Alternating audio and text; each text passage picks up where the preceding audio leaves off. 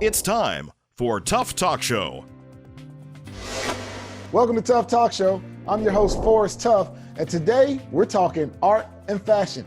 And with me, I have a special person, fashion stylist, model, and founder of the Thrift Jesus, Alexandria Grimes. Alexandria, welcome to the show. Thank you so much for having me. So listen, let's get right to it. How did you get into this world of fashion and styling? I kind of stumbled into this world. It wasn't on purpose. It was one of those things, I think it was more destiny than anything.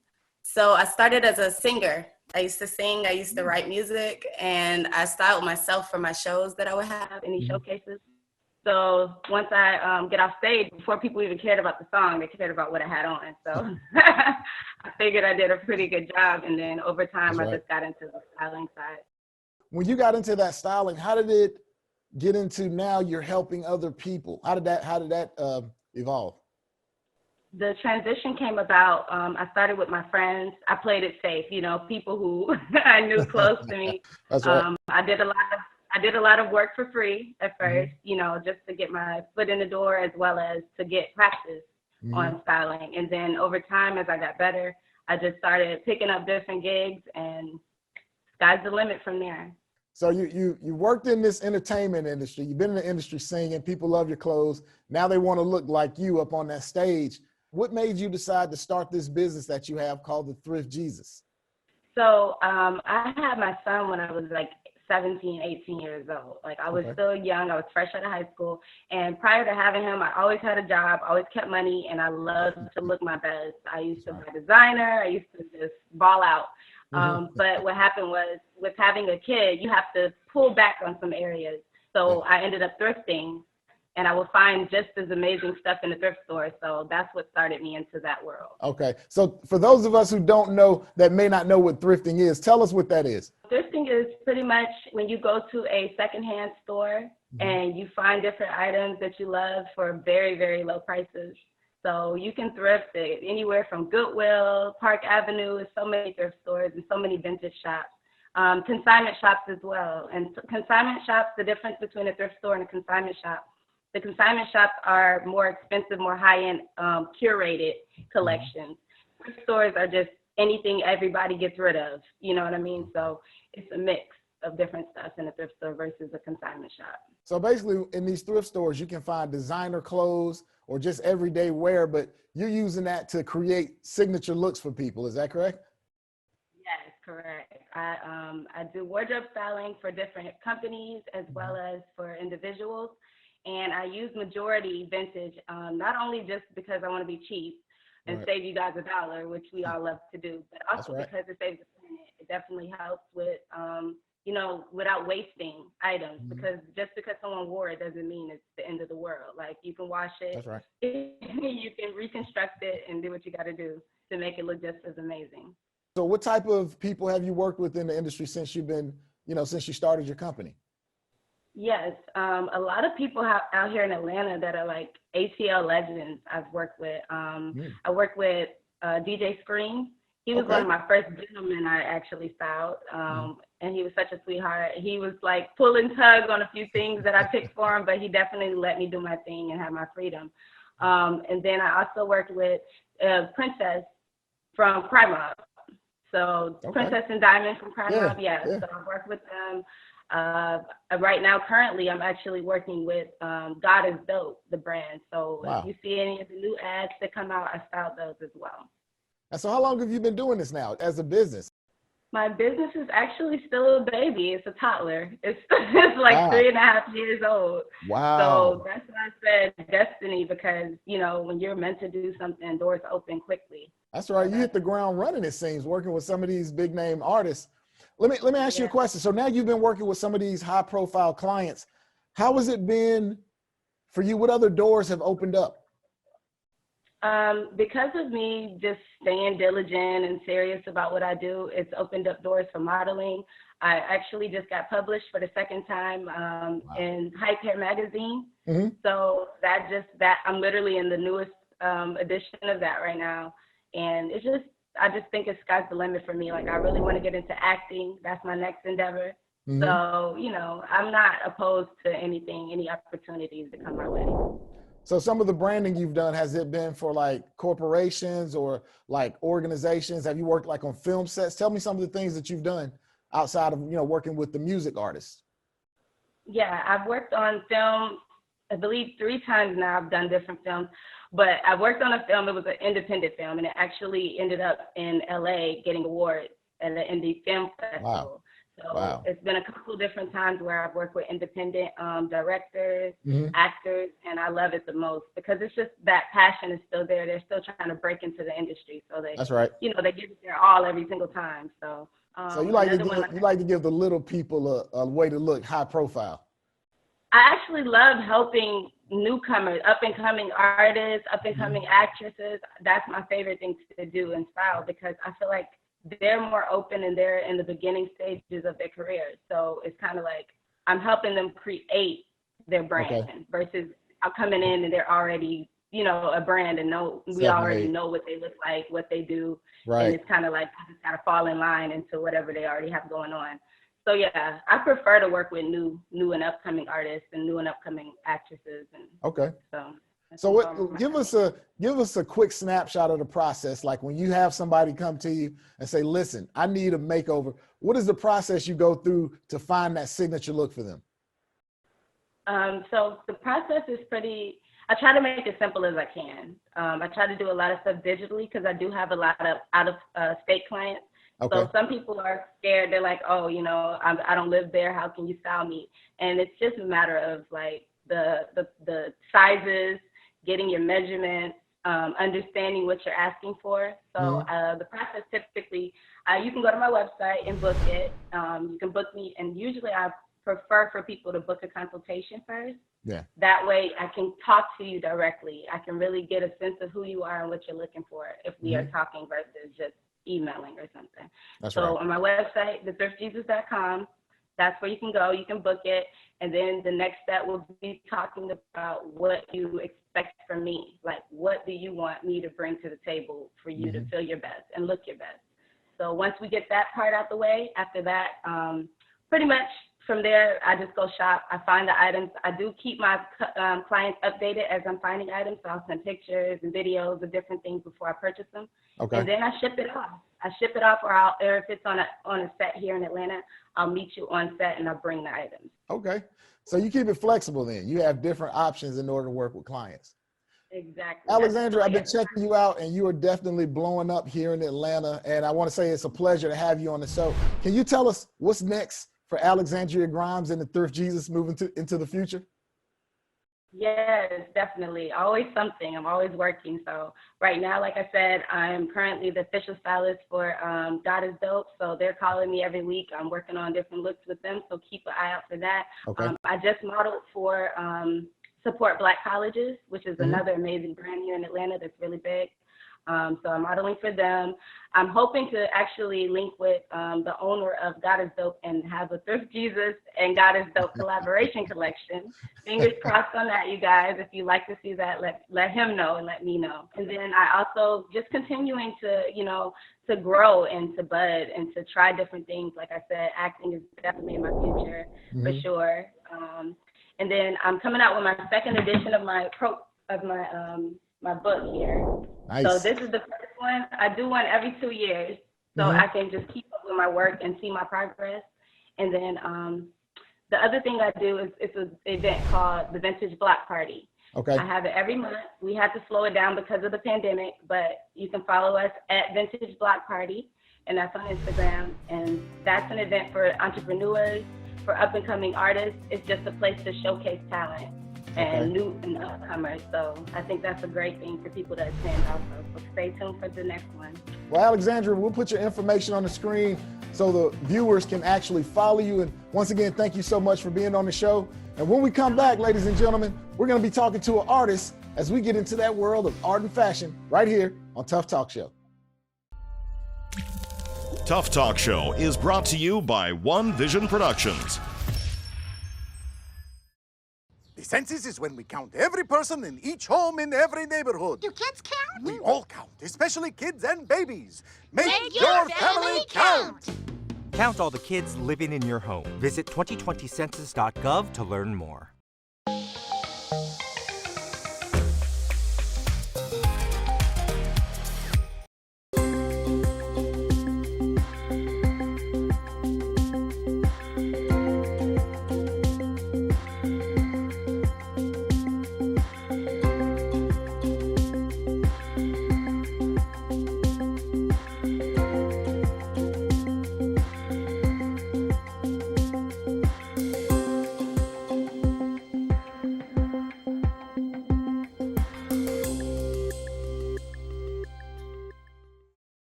1 in 3 adults has prediabetes. Take the risk test at doihaveprediabetes.org. I believe in an idea. I believe in community. I believe in entrepreneurship. Small businesses, I believe, help weave people and communities together. I believe in the American dream. What's even better than dreams is making a dream come true. SCORE is a nonprofit organization where we provide free business consulting services to people who want to start a business or already in business. I believe one person can make a difference. I am that person. I am that person. I am a SCORE mentor. I am a SCORE volunteer. What do you believe in? Do you have a gift to share? Small business owners need you. To show them, to give them ideas, to encourage them. I do what I do because watching other people succeed gives me great joy. Our client success is our success. It's like watching your children or grandchildren succeed. Share your success. Volunteer your expertise. You've got it. Share it. Volunteer now at score.org. Volunteer your expertise at score.org. And now, back to Tough Talk Show. Welcome back to Tough Talk Show. I'm your host, Forrest Tough, and today we're focusing on art and fashion. And today I have an artist and good friend whose work has been featured all around the country, Mr. Jason McNeil, CEO of Fluid Artistry Design. But let's get into this art. How did you find out your passion for art? It started early at a young age. You know, I just used to skedaddle a little bit. Grandma buying Crayola art sets for me, and it just led from one thing to the next. Yeah. So I know when we were younger and we were hanging out, I remember when you had your first art show. When did you realize that your art could turn into a business? You know, just people inquiring about it, coming over to the house, looking at the paintings I had on the wall, and they're like, "Who did that? Like, you know, where can I get something like that?" And I was like, "I did it." And a lot of people be shocked. They was like, "You did that?" And I was like, "Yeah, I did it." And it just led from that and to having like my own little pre-art shows, me and a couple of friends that were artists, and people who never knew, a lot of athletes that, you know, I was athlete, that the other athletes was artists also. People enjoyed it, man, and they started just like purchasing it. It was really never to make money. It was just, you know, it just kind of organically happened. So wait a minute, you say you were an athlete. What sport did you play? Basketball. I finished my years at Clark Atlanta University, and then I had a little quick stint of overseas basketball in China. As you started to develop this, and now it's like, okay, Jay is an artist. How do you find out, like, when people want your art versus what you're creating? Like, did you find out the business side was a little different as opposed to when you just created art and gave it to people? Yeah, it was a little difficult at first because, like, my thing is, I just love to paint. So it's like things that come up in my head. So when somebody comes to me and say, "Will you paint me a custom piece, a portrait?" Yeah, it's pretty cool. But then when they start throwing I need this and want that and want that, I don't really get into all that. I just like to, you know, just give me believe in me that I'm going to create a dope piece for you. That's and then you're going to be happy with it. And you definitely do, because I've seen your artwork everywhere. I also know you do personal pieces, right? You turn portraits into paintings? Family portraits. A lot of things of that nature, yeah. Family portraits, custom pieces, a lot of custom pieces. Once people give me their ideas or whatever, and I put 1 and 2, 3 together and create it for them. You know, COVID-19 hit us all. You know, we all, as creators, we had to figure out a way to make it happen. How did it challenge you as a creative, and how did it affect your business?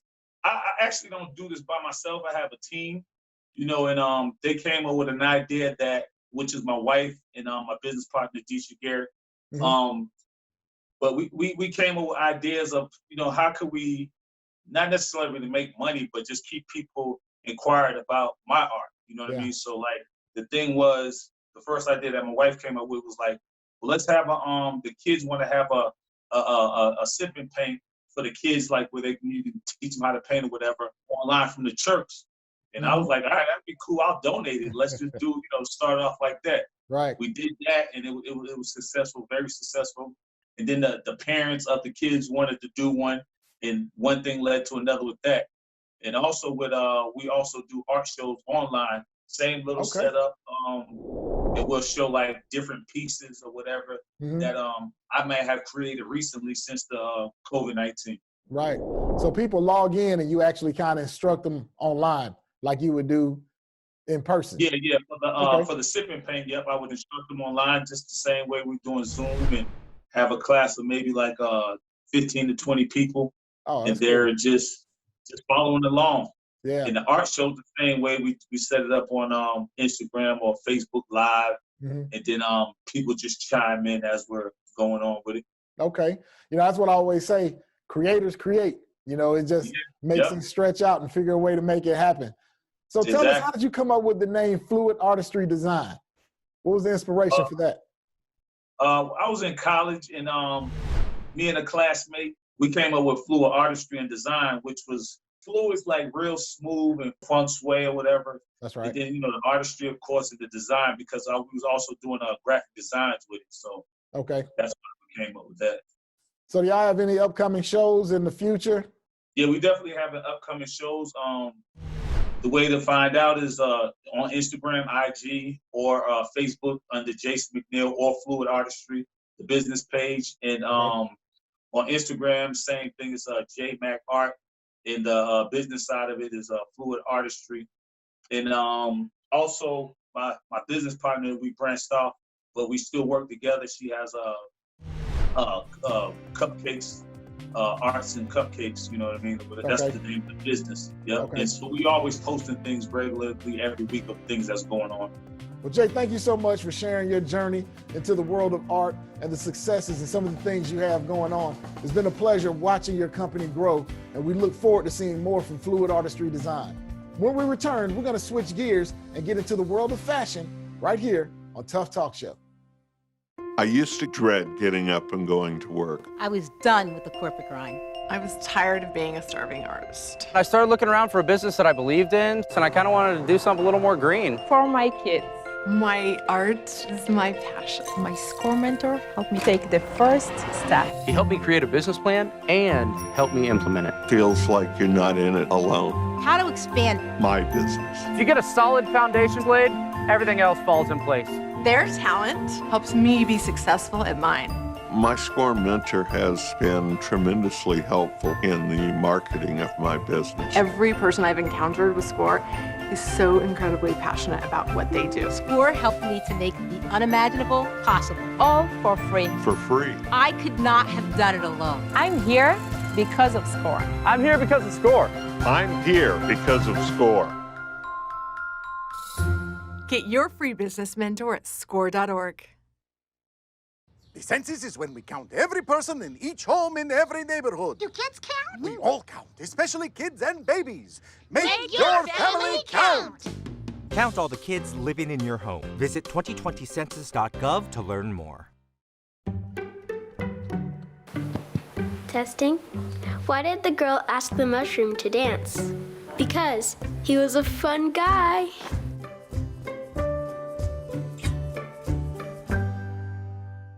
And now, back to Tough Talk Show. Welcome back to Tough Talk Show. And as I told you, I have a special guest, international artist and fashion designer, Cedric Brown of Cedric Brown Collections. Today, we're going to talk about his huge success and how he got started in the industry. Mr. Brown, welcome to the show. Thanks for having me, Mr. Tough. Oh, my pleasure. So look, let's get right to it. Tell us, how did you get started in fashion and art? Ever since I was a toddler, I used to scribble fashionable women on paper. I always used to like to dress my mom, and before she hit the night out through the town, tell her what I think she should wear. Mm-hmm. I also always been interested in art. In high school, I got back involved in art, and I joined this program called Youth Art Connection. And I won several accolades with my paintings and artwork, and then eventually I went to Savannah College of Art and Design, and I studied fashion design there. And once I got into SCAD, my senior collection, my teachers recommended me to combine both of my passions, which is art and fashion. And that's how I birthed my clothing line, Cedric Brown Collections. So now that you've started your business, what made you decide to focus on custom kimonos, scarves, ties, and handkerchiefs? And by the way, I have to say, I'm wearing my special Cedric Brown Collection tie today, so thank you very much. You look very spiffy, by the way. Thank you. So when I first started my business, I was doing a lot of research. So I went to Savannah College of Art and Design, and I've had other classmates that graduated before me, and I also was just observing the fashion industry. I was back in this time, it was about 5, 6 years ago. It was a lot of emerging brands doing a lot of big fashion shows, doing New York Fashion Week. They were getting big press. Michelle Obama's wearing their pieces. They're in Vogue, Elle. But even though they were getting all this press and all this major success, within 2 years or 3 years, you were no longer seeing those brands. So it was like, what? It was like, where are these brands really doing all that well? So I was advised by this designer who was one of those designers that was showing in New York Fashion Week, named Wes Gordon, and he's actually the creative director now for Carolina Herrera. He advised that if I wanted to start a business, he recommended start off with one item. He told me to think about other big brands such as Levi's that are known for their denim. Start off with one item, and then as your brand, progress, add other things with it. And there's other big designers that I like that I've seen done the same thing. You have Ralph Lauren with neckties, Emilio Pucci with scarves. You have Halston with hats, and you also had Versace with scarves as well. So I see that these are some of the designers you received your inspiration. Who else inspired you in your designings? And let me ask you something. As a creative designer and business owner, where do you draw that line between customer satisfaction and your creative style? Well, definitely my mom inspires me. If you ever go to any of my trunk shows or see me at any events, most of the times my mom is always there. She has my back. She's always been supportive of my dreams. It has never been a situation where, some people have parents that tell them, you need to go to school to be a doctor, you need to be a lawyer, or what you're trying to do is not stable, you're not going to make any money in that field. I never even heard that in my household. It was whatever I wanted to do.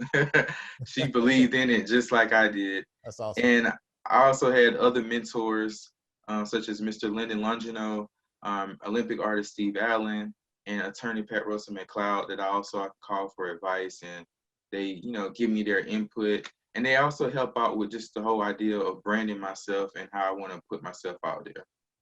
Oh, it's great to have a great team around you. And since we're on the subject of branding, you've recently been featured in a lot of high-profile TV shows and magazines. Can you tell us about that? Because it's just nonstop. I've been seeing you all over the internet, all on TV. I'm like, wow, Cedric Brown is everywhere. Tell us about some of the things that's been happening. This season 5 of Greenleaf, my designs were on all of episode 4. You can see the lead character, Lady May, who's played by Lynn Whitfield, wearing my kimono. And on episode 5, you can see her wearing a whole nother kimono on episode 5. And with me being put on the show, I've also got a lot of big press recognition. After episode 4 aired, the next following day, Hello Beautiful wrote me up in an article, and it was just being forwarded and shared all over the internet. I also got a lot of hits from my website from that. Thank you so much, Hello Beautiful.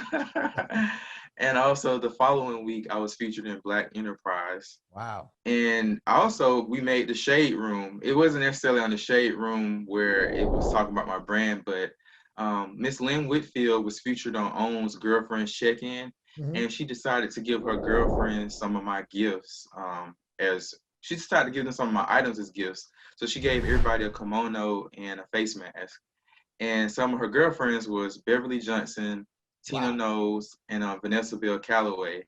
Wow. And so it was a clip that got leaked before the show came out. It was Beyonce's mom talking about her divorce. And at the time, they had on my kimonos. And so it went all over the Shade Room, them wearing my pieces. And it was very amazing. Yeah, talking about branding, those are some heavy hitters. I mean, Beyonce's mom, Beverly Johnson, those are some big names in the industry. But one thing I heard you mention, you talked about face masks. So were face masks a new product that you came up with during this COVID-19 pandemic? Yes, sir. So at the beginning of the year, I had so many plans for the year. I was planning on doing trade shows all over the country, had custom orders, and everything just shifted. And it was like, okay, what am I going to do now? What's next? And I decided to come out with a line of face masks. I actually collaborated with another designer, Threaded Culture. And we used my scars that I already had in stock, and we just cut them up and we made it to face masks. Everybody have been loving them. They love the fit. They love the abstract designs on them. And they have become a hit. So, Mr. Brown, what's next for CBC in the future?